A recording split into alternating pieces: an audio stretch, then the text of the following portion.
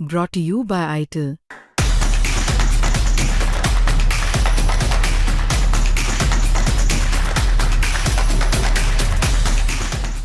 तो आदाब, नमस्कार, गुड इवनिंग, सत श्री अकाल। एक बार फिर आप तमाम लोगों का स्वागत है क्राइम तक की कहानी के इस एपिसोड में। उम्मीद है पूरी फैमिली अच्छी होगी, अपना और अपनों का ख्याल रख रही होगी।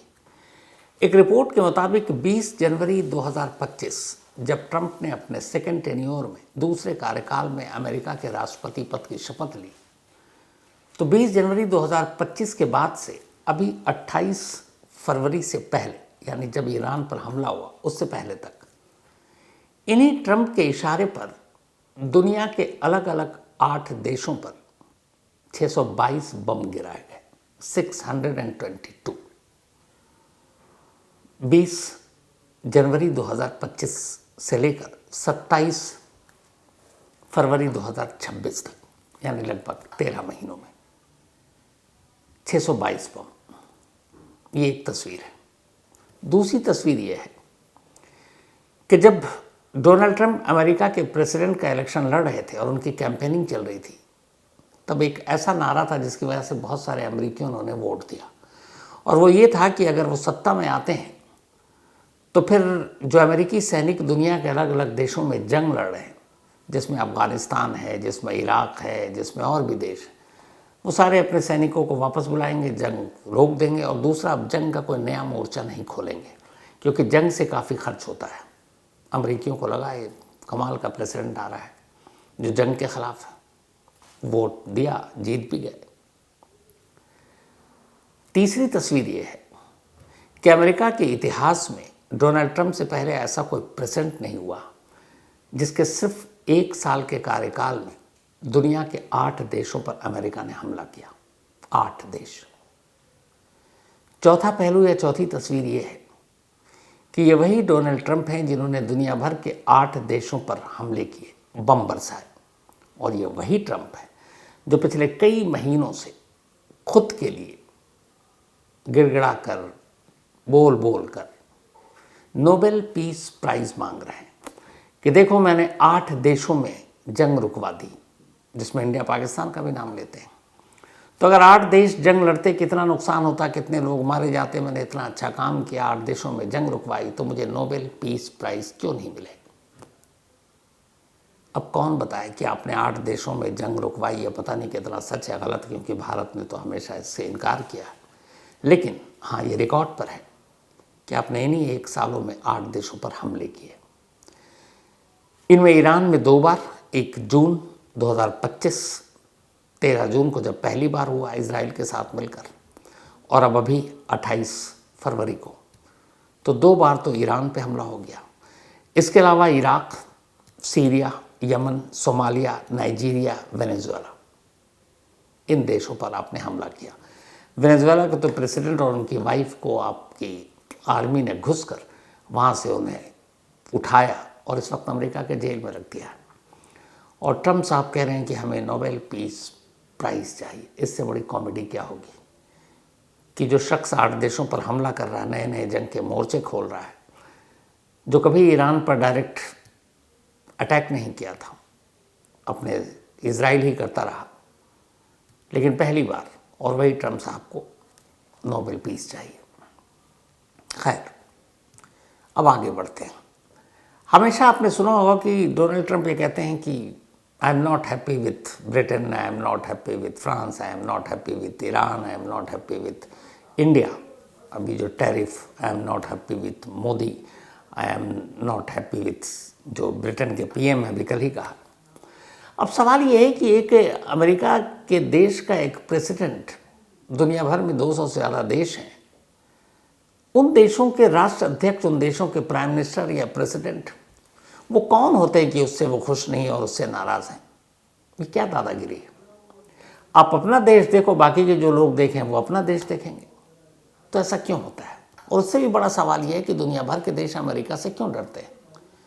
और एक और सवाल है कि आखिर जो बाकी देश अमेरिका को से डरते हैं, और डोनाल्ड ट्रंप जिस तरीके से नाम ले लेकर कहते हैं I am not happy with this, तो कभी आपने सुना है कि डोनाल्ड ट्रंप ने कहा हो कि I am not happy with Putin, I am not happy with Jinping, रूस और चीन? क्यों भाई? क्या उनसे डर लगता है? और उससे भी बड़ा सवाल यही है कि बाकी देश फिर क्यों डरे? हम सब आज़ाद हैं, हर देश की अपनी सरकार है, अपनी जनता है, वो जो चाहे करे, तो फिर ये दादागिरी क्यों?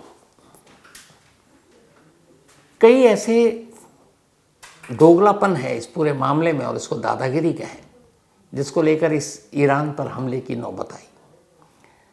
सिलसिलेवार आपको बताते हैं। असल में अमेरिका शुरू से ही पैसे और ताकत, इन दो चीज़ों के इर्द गिर्द घूमा। जब सेकेंड वर्ल्ड वॉर हुआ और उसे पता चला कि पैसा हो तो ताकत भी अपने आप आएगी, तो उसने एक नई पॉलिसी अपनाई। उसने अमेरिकी करेंसी डॉलर को दुनिया के व्यापार की करेंसी बना दी। अब दुनिया के कोई भी देश कोई भी बिजनेस करेगा डॉलर से करेगा। जब डॉलर से करेगा तो अमेरिका की हैसियत और पावर तो रहेगा ही, क्योंकि डॉलर के बिना फिर कोई बिजनेस नहीं हो सकता। आप तेल खरीद नहीं सकते, ज़रूरी सामान नहीं खरीद सकते। और डॉलर की जब हैसियत बढ़ी तो फिर अमेरिका की ताकत भी बढ़ेगी। और फिर अमेरिका ने इसके साथ अपने हथियार पर जोर दिया, न्यूक्लियर बॉम्ब बनाए। सबसे ज़्यादा दुनिया में न्यूक्लियर बॉम्ब अमेरिका के पास है। अब न्यूक्लियर को लेकर आप उनका दोगलापन देखिए कि अमेरिका कोई भी देश अगर न्यूक्लियर वेपन बनाता है तो कहता है नहीं, आप नहीं बना सकते। अमेरिका कौन होता है किसी देश को न्यूक्लियर बम बनाने से रोकने वाला? और यहाँ पे भी पिक एंड चूज़ है कि कोई बना सकता है, कोई नहीं। आपको याद होगा जब अमेरिका ने पोखरण में टेस्ट किया था पहली बार, फिर बाद में अमेरिका ने हमारे ऊपर तमाम सैंक्शन लगाए थे, आर्थिक पाबंदियाँ लगाई थी, और ये भी कहा था कि नहीं, इंडिया का न्यूक्लियर बनाना खतरा होगा दुनिया के लिए। किस चीज़ का खतरा? अमेरिका का बार बार ये कहना है कि, और ट्रंप का भी, कि न्यूक्लियर बम जो है उसका इस्तेमाल गलत नहीं होना चाहिए। अब आप लोग मुझे बताइए कि न्यूक्लियर बम का इस्तेमाल कभी सही कैसे हो सकता है? ये तो बर्बादी के लिए बनाया गया बॉम्ब है, विनाश के लिए बनाया गया बॉम्ब है। तो न्यूक्लियर बॉम्ब का इस्तेमाल कभी अच्छी चीज़ के लिए हो सकता है? जब भी होगा बुराई होगा। और आप सबसे ज़्यादा बम बनाकर बैठे और दुनिया को ज्ञान दे रहे हो कि न्यूक्लियर बम नहीं बनाएंगे। ईरान पर इस हमले के पीछे जो बचकानी दलील दी गई वो यही है कि ईरान अपने न्यूक्लियर प्रोग्राम को बढ़ा रहा था, न्यूक्लियर वेपन बना रहा था, और ये ख़तरा है वो आतंकवादियों के हाथ में जा सकता है। कमाल देखिए, उसी ईरान के बराबर में इजराइल ने न्यूक्लियर बम बना रखा है। अमेरिका ने कभी नहीं रोका इजराइल को कि तुम न्यूक्लियर बम मत बनाओ, और बना चुका है। अब अगर एक पड़ोस के देश में किसी के पास न्यूक्लियर बम है तो उसके इर्द गिर्द जो पड़ोसी हैं वो तो अपने आप डरेंगे ना। जैसे मोहल्ले का जो बड़ा गुंडा होता है उसके पास हथियार है, तो बाकी छोटे मोटे तो डरते हैं कि यार उसके पास बंदूक है, मैं डंडे से और चाकू से क्या मुकाबला करूंगा। तो इजराइल जब बना रहा था तब अमेरिका खामोश, और अब इजराइल के पास है तो उसके इर्द गिर्द और पड़ोसी ईरान भी है, तो ईरान तो डरेगा। कल कोई इजराइल हम पर न्यूक्लियर अटैक करे तो हमारे पास भी बचाव का साधन होना चाहिए। तो ऐसे में अगर ईरान बना रहा है तो फिर इसमें गलत कहाँ है? या तो रोकना फिर इजराइल को भी चाहिए था। और आइए, नॉर्थ कोरिया न्यूक्लियर वेपन बना चुका है, सबको पता है। नॉर्थ कोरिया को तो कभी अमेरिका रोक नहीं पाया। क्यों? क्योंकि किम जोंग उन और उसके पहले जो उनके दादा और पिता थे वो कभी काबू में आए ही नहीं। तो नॉर्थ कोरिया को आप रोक नहीं पाए, इजराइल को आप रोक नहीं पाए। इंडिया बना रहा तो आप सैंक्शन लगा रहे हो। पाकिस्तान ने बनाया, आप उसको रोक नहीं पाए। जबकि कायदे से सबसे ज़्यादा अगर ख़तरा है कि न्यूक्लियर वेपन किसी टेररिस्ट ग्रुप के हाथ में जा सकता है तो वो पाकिस्तान है। उसकी वजह है, कई बार रिपोर्ट आई है कि वहाँ की जो सरकारें हैं वो तो सरकार वैसी ही आर्मी के अंडर में कठपुतली होती हैं। पाकिस्तान के जो 70-80 साल का इतिहास है, 35-37 साल तो हुकूमत आर्मी ने की, बल्कि 35-37 क्या, पूरे 70-80 ही साल, क्योंकि जिस दौरान में वहाँ की सरकारें रहीं डेमोक्रेटिक तरीके से चुन कर आईं, उन पर भी तो आर्मी का ही कंट्रोल था। उनकी मर्जी के ख़िलाफ़ कौन सरकार चला पाया? तो वहाँ पर उथल पुथल और इतने सारे टेररिस्ट ग्रुप हैं वहाँ पर, लश्कर से लेकर हिजबुल से लेकर तमाम, तो वहाँ ज़्यादा खतरा था। लेकिन आप पाकिस्तान ने बनाया, आप रोक नहीं पाए। फिर ऊपर से आप कहते हो कि इसका गलत इस्तेमाल हो सकता है।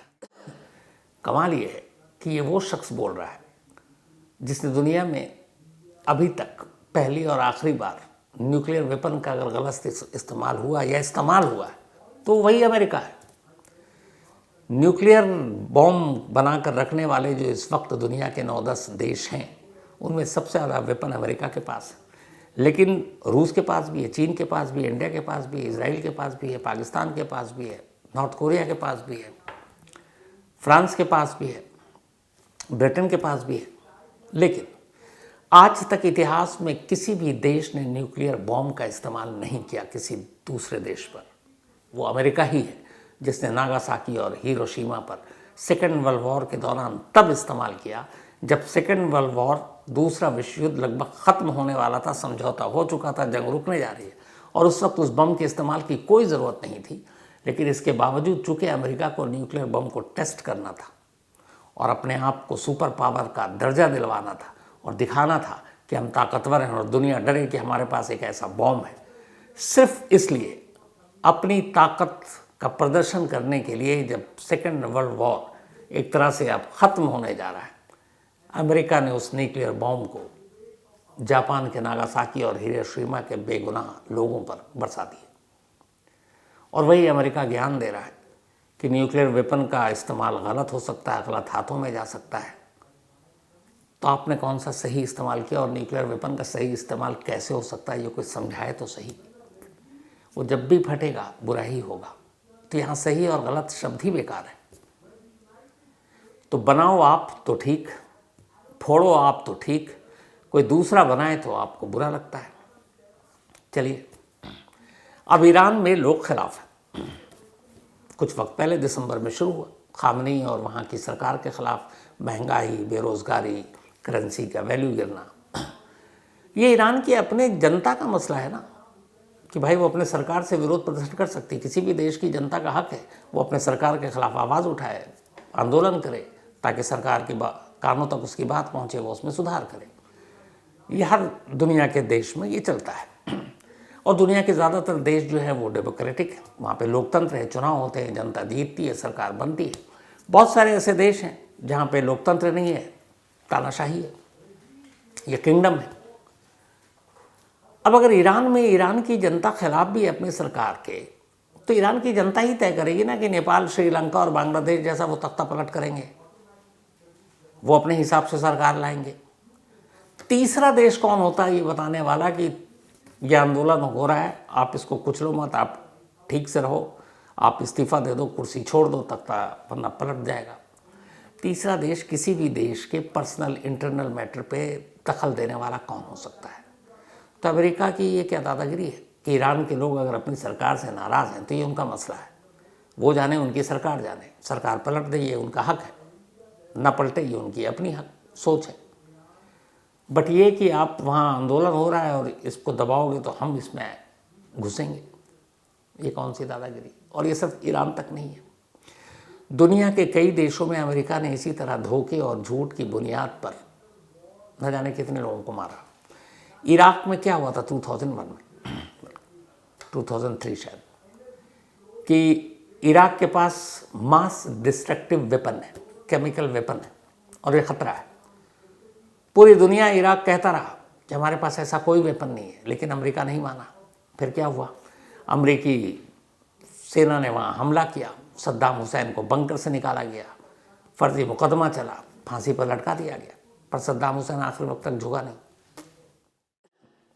मिला क्या इराक में आज तक? अब तो अमेरिका में की कठपुतली सरकार है इराक में, आज तक वहाँ कोई कभी न्यूक्लियर वेपन, मास डिस्ट्रक्टिव वेपन या केमिकल वेपन मिला था ही नहीं, तो मिलेगा कहाँ से? लेकिन अमेरिका को वहाँ तेल पर हुकूमत चाहिए थी और अपनी पसंद की सरकार, जिससे वो जो कहे वो वैसा करे। क्या हुआ, अमेरिका ने वहाँ तख्ता पलट किया, सद्दाम हुसैन को मार दिया, अपनी सरकार ले आए। आज इराक की हालत क्या है? जो इराक कभी ठीक ठाक अच्छा खासा तेल से मुनाफा कमा रहा, लोग वहाँ के खुशहाल, आज वहाँ गरीबी और बदहाली है। और अमेरिका ने क्या किया, सब कुछ तहस नहस कर दिया। अब इराक में कुछ नहीं, वहाँ जंग छेड़ी, सत्ता बदला, तख्ता पलट किया, नई सरकार लाई, इराक बर्बाद। अफ़गानिस्तान को उठाइए, 2001, ये वही अफ़गानिस्तान है जहाँ पर अमेरिका ने हमला किया, ज़मीन पर अपनी सेना भेजी और वहाँ पर करोड़ों अरबों डॉलर खर्च किए। तालिबान से बचाने के लिए, उनसे निपटने के लिए अमेरिका की सेना वहाँ पड़ी रही और यही ट्रम्प थे जो जब अमेरिकी प्रेसिडेंट का चुनाव लड़े थे तब इन्होंने ऐलान किया था कि वो अफगानिस्तान से अपनी सेना वापस बुलाएंगे, फालतू का खर्चा है। और जब वो बने तो खैर वादा पूरा किया। 2021 में अफगानिस्तान को उसी हाल पर छोड़कर जो हाल पे 20 साल पहले था 2001 में, अमेरिकी सैनिक लौट गए। और हुआ क्या 20 साल बाद? पहिया घूमा ऐसा कि जिस तालिबान से निपटने के लिए अमेरिका 20 साल तक अफगानिस्तान में जुल्म करता रहा, 20 साल बाद उसी अफगानिस्तान की बागडोर फिर उसी तालिबान के हाथ में थी जिसके पास 2001 में था। 20 साल में कुछ नहीं बदला। अफगानिस्तान को भी अमेरिका ने बर्बाद कर दिया, इराक बर्बाद। अब ईरान के पीछे कि तुम्हारे पास न्यूक्लियर प्रोग्राम है, कर रहे हो। आज 3 मार्च की मैं बात बता रहा हूँ, रूस का एक स्टेटमेंट आया। रूस ने दावे से कहा है कि ईरान के ऑफिशियल से हमारी बात हुई, उनके टॉप लीडरशिप से बात हुई। ईरान के पास कोई न्यूक्लियर वेपन नहीं है। वो अपने बैलिस्टिक मिसाइल प्रोग्राम पर काम करते हैं, वो अलग। उनके पास न्यूक्लियर बॉम्ब नहीं है, उनके पास एटम बॉम्ब नहीं है। ये रूस ने आज दावा किया है। जब है नहीं तो फिर किस न्यूक्लियर के नाम पर आप दादागिरी कर रहे हो? Syria, Yemen, Somalia, Nigeria, Venezuela, इन सब जगह पर अमेरिका ने यही किया। और सिर्फ क्यों? इसलिए कि अमेरिकी डॉलर से दुनिया का कारोबार होता है, तो इन देशों के ऊपर टैरिफ, इन देशों के ऊपर डॉलर, क्योंकि एक्सचेंज सब यही है। बस इसीलिए। पर मुझे हैरत होती है इस बात की 35 करोड़ की आबादी है अमेरिका की, तो फिर दुनिया के तमाम देश क्यों अमेरिका के आगे झुकते हैं, डरते हैं? जब टैरिफ की बात आती है हम लोग सीधे कह सकते हैं तुम अपना टैरिफ अपने पास रखो, हम तुम्हारे यहाँ नहीं भेजेंगे। जब आदमी का कई बार मजबूरी होती है तो घर में एक वक्त कम खा लेता है, थोड़ी अपनी सहूलियत में कमी कर देता है, तो बात प्राइड और इज्जत से तो बढ़कर नहीं है। पर हम तुम्हारे दबाव में क्यों आए? हम एक आज़ाद देश हैं, हमारे यहाँ अपनी सरकार है, हम खुद फैसला करेंगे हमारी जनता के लिए अच्छा क्या बुरा क्या है। पर तुम धमकाओ कि हम 150% टैरिफ लगा देंगे, हम 125 लगाएंगे, हम 100 लगाएंगे, और वहाँ की सुप्रीम कोर्ट खुद कह रही है अमेरिका की कि 10% से ज़्यादा आप लगा नहीं सकते, आपके पास हक ही नहीं है। तो फिर ये दुनिया भर के देश क्यों डरते हैं? और चीन और रूस क्यों नहीं डरता? इसलिए कि चीन ने बड़ी चालाकी से काम किया। उसने पूरा ध्यान डेवलपमेंट पे लगाया। पूरी दुनिया के आज मार्केट में 85% चीन के सामान का कब्जा है। उन्होंने मेहनत करके अपनी टेक्नोलॉजी, साइंस और बाकी सारी चीज़ों में झोंक दिया, नई नई चीज़ें बनाई। उनके माल पूरे दुनिया में बिकते हैं, अमेरिका तक में, और सस्ता है। तो चीन ने डेवलपमेंट के ज़रिए दुनिया के बाज़ार पर एक तरह से कब्जा कर लिया, और अमेरिका को ये पता है कि चीन से अब इस मामले में टक्कर ले नहीं सकते। रूस, उसके पास अपनी टेक्नोलॉजी, अमेरिका के पास सबसे ज़्यादा न्यूक्लियर बॉम्ब रूस के पास है, और रूस की सीमा भी बहुत बड़ी है। रूस से पता है कि आप पंगा लोगे तो रूस उनमें से नहीं है। जैसे आपने ब्रिटेन के पीएम को कह दिया कि आई एम नॉट हैप्पी, आप बोलो I am not happy with Putin, I am not happy with Jinping, तो समझ में आए। तो कुल मिलाकर असल में इस वक्त डोनाल्ड ट्रंप जो है वो एक दादागिरी है। जैसे एक मोहल्ले का गुंडा होता है ना, कि बस जो चीज़ मुझे पसंद नहीं है वो पसंद नहीं है, ये चीज़ मेरे हिसाब से होना चाहिए तो मेरे हिसाब से हो, और वरना फिर या तो मरोगे या हटोगे। लीबिया में क्या हुआ था? कर्नल गद्दाफी को लेकर जो अमेरिका ने किया, उसके बाद वहाँ सत्ता परिवर्तन हुआ। इतिहास उठाकर आप देख लीजिए अमेरिका की, कि अमेरिका ने जिस जिस देश पर हमला किया और तख्ता पलट करवाया, उस वक्त तो वहाँ उनके लोगों के साथ बड़े बड़े दावे और बातें की, लेकिन फिर उस देश को बदहाली से कभी उबार नहीं पाया, उनके हाल पर छोड़कर चला जाता है, क्योंकि उसका तब तक अपना मकसद पूरा हो जाता है। जितना तेल से लेके गैस सब समेटना लपेटना होता है, ले लेता, निकल लेता। बाकी आम जनता किसी भी देश के, उससे अमेरिका क्यों प्यार करेगा अपने नागरिकों के अलावा? 1945 के बाद, 1945 से पहले तक तो बहुत सारे जंग हुए जो अमेरिका जीता भी, लेकिन 1945 तक अमेरिका ने, उससे पहले जितने हुए थे जंग सारे जीते थे, लेकिन 45 के बाद अमेरिका बहुत कम जंग जीत पाया। और उसकी वजह यही है कि वो उस देश में एक मौका देखता है तख्ता पलट करता है, अपनी पसंद की सरकार नहीं हो, अपनी पसंद की सरकार लाने के लिए बम गिराता है, उथल पुथल मचाता है और फिर अपना फ़ायदा निकाल कर निकल लेता है। जो 5 जंग 1945 के बाद अमेरिका ने बड़ी जंग लड़ी, छोटे मोटे तो बहुत सारे आपको गिना दिए, उनमें से एक था कोरिया, जिसमें अमेरिका को मुंह की खानी पड़ी। दूसरा वियतनाम, आज भी अमेरिका को रुलाता है वियतनाम की ये जंग जो है, पूरी तरह मुंह की खानी पड़ी, बहुत नुकसान हुआ अमेरिका का। गल्फ वॉर, खाड़ी युद्ध, बस ये इकलौता युद्ध है जिसमें अमेरिका कह सकता है कि वो कामयाब रहा था। इराक, अमेरिका के हाथ कुछ नहीं है, बहुत सारे सैनिक मारे गए, सब कुछ हुआ, लेकिन इराक क्या है आज, बदहाल हो चुका है। अफ़गानिस्तान की अभी कहानी आपको बताई, 2001 में जब अमेरिका वहाँ घुसा, सैनिक भेजे, और 21 में जब निकला, 2001 में भी वहाँ तालिबान, और जब अमेरिका निकला वैसे ही तालिबान फिर आ गया 20 साल बाद। तो अफ़गानिस्तान में भी कुछ नहीं बचा। तो असल में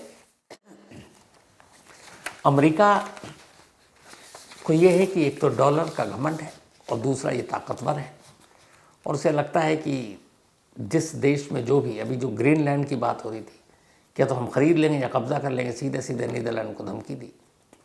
ये ऐसे नहीं है कि कोई एक कार या किसी अच्छी खूबसूरत चीज़ पर आप अपना दावा करके कहते हुए, पूरे देश का मामला है। लेकिन अफसोस की बात यह है कि बहुत सारे ऐसे देश हैं जो ये सारी सच्चाई जानते हैं, उन्हें ये भी पता है कल को अगर वक्त बदला है, चीज़ें बदली, अमेरिका उनको भी नहीं छोड़ेगा, लेकिन वो सब उसके आगे हाथ जोड़े रहते हैं। पूरे गल्फ़ की अगर मैं बात करूँ ईरान को छोड़कर, तो उनका भी यही हाल है, चाहे वो सऊदी अरब हो, चाहे यूएई हो, चाहे कतर हो, कुवैत हो, ओमान हो, जॉर्डन हो, लीबिया हो, सारे। वजह ये कि इन सबको पता है कि अमेरिका से पंगा लेंगे तो बहुत सारी चीज़ें बदल जाएंगी, अमेरिका बहुत सारी चीज़ों पर रोक लगा देगा। और इन सब का एक और भी है जो वही सिर्फ देश में नहीं पूरी दुनिया में होता है, वो रिलीजन और बाकी चीज़ें। ईरान एक शिया बहुल देश है, 90% ज़्यादा आबादी ईरान में शियाओं की है, दुनिया का सबसे इकलौता और बड़ा देश है शियाओं का। और गल्फ़ की जिस कंट्री की बात कर रहे हैं, इनमें से ज़्यादातर, चाहे वो सऊदी हो, यूएई हो, या फिर कुवैत हो, कतर हो, बहरीन हो, जॉर्डन हो, इनमें मेजॉरिटी जो है वो सुन्नी है। तो इन्हें ये भी नहीं अच्छा लगता कि एक शिया देश ताकतवर बन जाए, एक शिया देश गल्फ़ को लीड करे, मिडिल ईस्ट को लीड करे। तो यहाँ ये भी इनकी मजबूरियाँ हैं कि खुलकर वो ईरान का साथ नहीं देते। लेकिन उन्हें ये समझना चाहिए कि ये वही ईरान है जिस ईरान और इजराइल की दुश्मनी क्यों है, फ़लस्तीन की वजह से। क्योंकि ईरान अलग अलग संगठनों के ज़रिए फ़लस्तीन में लगातार फ़लस्तीनियों की मदद करता है, इजराइल जब भी हमला करता है तो। और फ़लस्तीन में ज़्यादा पॉपुलेशन किसकी है, सुन्नी की है, जबकि ईरान शिया बहुल देश है। तो ये काम तो सऊदी अरब और यूएई और कतर, कुवैत और बहरीन और जॉर्डन और लीबिया, इनको करना चाहिए था, लेकिन कर रहा है ईरान। तो उन्हें ये भी है कि इन देशों के, जो मिडिल ईस्ट के देश हैं, इनकी जनता अपने हुक्मरानों से खुश नहीं है। उन्हें पता है कि ईरान कुछ कर रहा है और ये लोग सिर्फ और सिर्फ चापलूसी कर रहे हैं अमेरिका की। लेकिन कब तक? अभी जो ईरान पर हमला हुआ, पूरे मिडिल ईस्ट में लोग इस हमले के ख़िलाफ़ और अपने अपने देश के भी ख़िलाफ़, बेशक बहुत जगह किंगडम में आवाज़ नहीं उठ रही है, लेकिन अंदर ही अंदर है कि क्यों अपनी ज़मीन ईरान के ख़िलाफ़ हम हमले के लिए अमेरिका को दे रहे हैं। वहाँ इस बात को लेकर भी गुस्सा है। और ये एक और दोगलापन देखिए कि डेमोक्रेसी के नाम पर, विरोध प्रदर्शन के नाम पर अमेरिका हर देश में जाकर घुसपैठ दादागिरी करता है। यहाँ पे ये करो, डेमोक्रेसी नहीं है, फलाना नहीं है, ह्यूमन राइट्स नहीं है। सबसे ज़्यादा ह्यूमन राइट्स का उल्लंघन तो खुद अमेरिका करता है, बम गिराकर। मैंने अभी जैसे बताया, 20 जनवरी 2025 से 27 फरवरी 2026 तक 622 बम अमेरिका गिरा चुका है दुनिया भर के 8 देशों पर। ये क्या है? ये ह्यूमन राइट्स बहुत अच्छा है या वायलेशन है? दूसरा, बहुत सारे, अगर डेमोक्रेसी का ही आप नाम पे ये सब कुछ खेल कर रहे हैं, तो ऐसे तो बहुत सारे देश हैं जहाँ किंगडम चला रहा है ज़माने से, वहाँ डेमोक्रेसी क्यों नहीं भाई? सऊदी अरब में डेमोक्रेसी क्यों नहीं? यूएई में डेमोक्रेसी क्यों नहीं? कुवैत में क्यों नहीं? बहरीन में क्यों नहीं? लीबिया में क्यों नहीं? या और भी गल्फ़ के देशों में।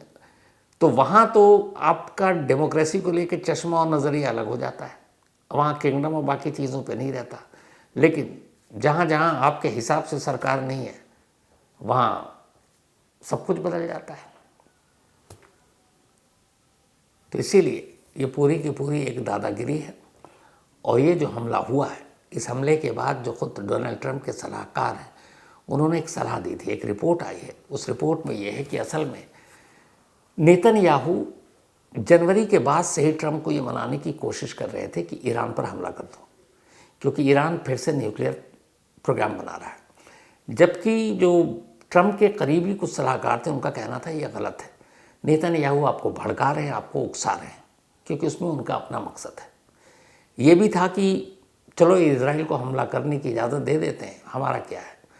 लेकिन खुद ट्रंप के सलाहकारों ने कहा कि अब अगर इजराइल भी हमला करे और आप ना भी करो या उसके पीछे से करो, तो भी ईरान पलटवार करेगा और न सिर्फ खाड़ी के देशों में यूएस के जो बेस हैं, सैन्य अड्डे, उनको निशाना बनाएगा, बल्कि अमेरिकी एम्बेसी को भी बनाएगा। और यही हुआ इस हमले के बाद। कहते हैं कि ट्रंप ने इस मीटिंग से, मैंने कल भी आपको कहानी सुनाई थी, जो जिनेवा में मीटिंग थी उसमें ईरान के फॉरेन मिनिस्टर भी मौजूद थे उस बातचीत में। मीटिंग का शायद हल निकल भी जाता, लेकिन नेतन्याहू ट्रंप को लगातार उकसा रहे थे। और फिर ट्रंप ने एक और बात की, उन्होंने अपने सलाहकारों से पूछा, असल में उनकी लोकप्रियता आजकल पॉपुलैरिटी घट रही है अमेरिका में, बहुत सारे उनके फैसलों की वजह से। तो और इसी नवंबर में वहाँ मध्यावधि चुनाव है अमेरिका में।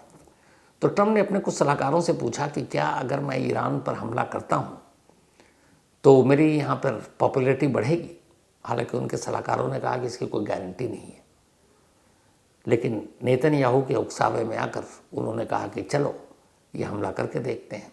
और अब ये उल्टा पड़ रहा है, क्योंकि उन्हें लगा था कि खामेनी की मौत के बाद ईरान के लोग खुद आगे आएंगे और जो अभी तक नाराज़ थे सत्ता अपने हाथ में ले लेंगे, लेकिन ये दूर दूर तक दिखाई नहीं दे रहा। उसकी वजह ये है कि ईरानी रेवोल्यूशनरी गार्ड कॉर्प्स यानी IRGC वहाँ बहुत स्ट्रॉन्ग है।